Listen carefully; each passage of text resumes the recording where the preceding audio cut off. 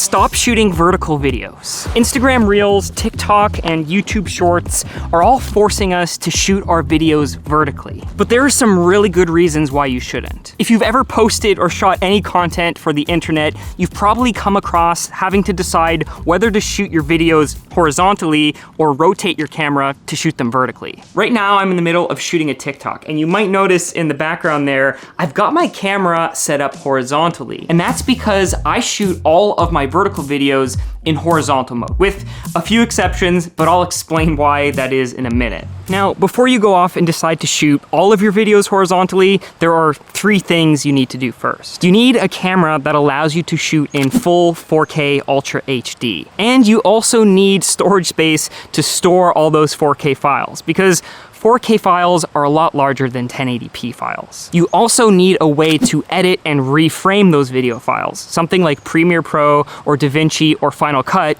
are gonna be what you wanna use. And there's one other thing, but first, back to that TikTok I was filming. Here's the setup I'm using. You can see my camera is mounted horizontally and I'm shooting a review of this backpack. So then maybe you're wondering, well, how do you make vertical videos out of a horizontal video? 4K video has enough resolution that you can do a center crop and reframe your 4K footage to work in a vertical format. Vertical video, like on TikTok and Instagram Reels and YouTube Shorts, is shot at a resolution of 1080 by 1920. And 4K footage has a vertical resolution of 2160, which means you actually have more resolution than you even need to make that vertical cropped video work. It seems like such a simple solution. Just take all of your 4K video files and crop them in.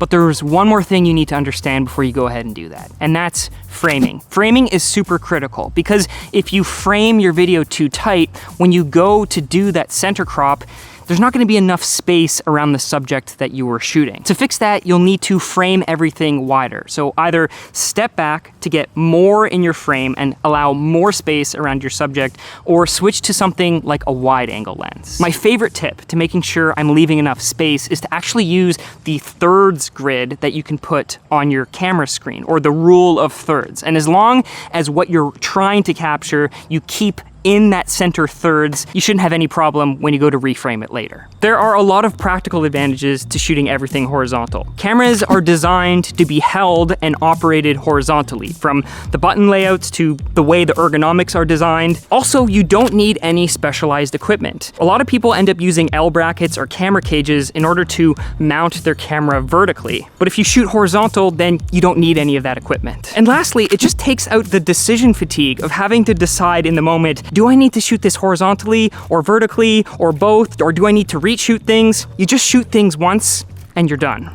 Now, there is one exception to the rule of shooting everything horizontally, and that's if the framing of the thing that you're shooting is super critical. For example, I shoot all of my talking head segments vertically because I want to make sure that I nail my framing. I want to make sure that I've got my subject centered, that I have enough negative space so it doesn't look like they're being squished when I do my center crop. But one thing you need to be careful of is that this edge and this edge of your lens have the most optical distortion. They're also more susceptible to both chromatic aberration and vignetting. To show you what I mean, here's an example of me shooting in horizontal. I can move to the top of the frame or to the bottom of the frame, and there's not too much warping. But if all of a sudden I start shooting like this, as I get to the top of the frame, you notice that there's a lot of warping, and even the way I point down at myself, my legs start to look really long, or my forehead starts to look really big. Big forehead, big forehead.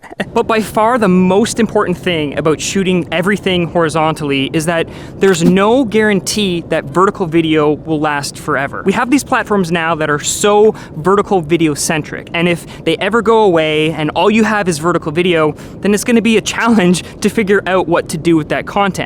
At least if you have things horizontally, you can always repurpose it for a portfolio, for YouTube, for a website, and not to mention if you're doing a video project. There's been multiple times where I've shot a project for a vertical format, but because I shoot everything horizontally, I'm able to go back later and make a full edited version that you can post on a website, that you can post on YouTube, or you can put in your portfolio. There's a really nice bridge here. There's no guarantee that vertical video will last forever, so invest in yourself now, invest in horizontal video, because those are the files, those are the projects, those are the video clips that you'll be able to continue using. I found that shooting everything in horizontal orientation has freed me up creatively. So I'm focusing less on which way to hold my camera and more on the focal lengths or the settings or the things that I'm actually shooting. It's also made me way more flexible to use my content across multiple platforms and in various different formats. I'm just getting started in my deep dive into short form content creation, so if you're new here and you want to see more videos like this, make sure you hit the subscribe, or you can jump right into this video here, which is my workflow for creating high quality Instagram Reels inside of Premiere Pro. And until the next one, peace. Boom! Nailed it.